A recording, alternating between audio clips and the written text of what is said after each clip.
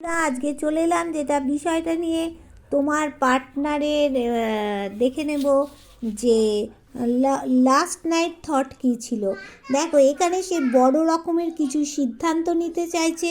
তোমার উপরে যতই রাগ জেদ থাকুক না কেন, মুভ অন তোমার কাছ থেকে করেও কিন্তু তোমার কাছ থেকে করতে পারছে না। কোথাও গিয়ে একই শিকলে বেঁধে রেখেছে, তোমার সাথেই কিন্তু সব জীবনটা কাটাতে চাইছে।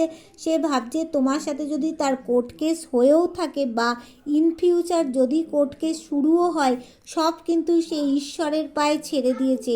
সে কিন্তু চাপা প্রকৃতির একটু মানুষ, দাঁড়াবার চেষ্টা করছে, তোমার সাথে দাঁড়াতে পারছে না। সম্পর্কে গ্রোথ আছে, কোথাও বাধা পাচ্ছে কিন্তু সেই জন্যও দাঁড়াতে পারছে না। এবার মনেরও কিছুটা প্রবলেম রয়েছে।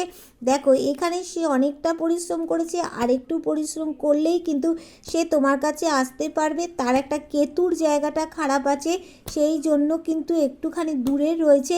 কিন্তু সে ভালোবাসার জায়গাটা আগামী 6 মাসের মধ্যেই শক্তপোক্ত করতে চাইছে।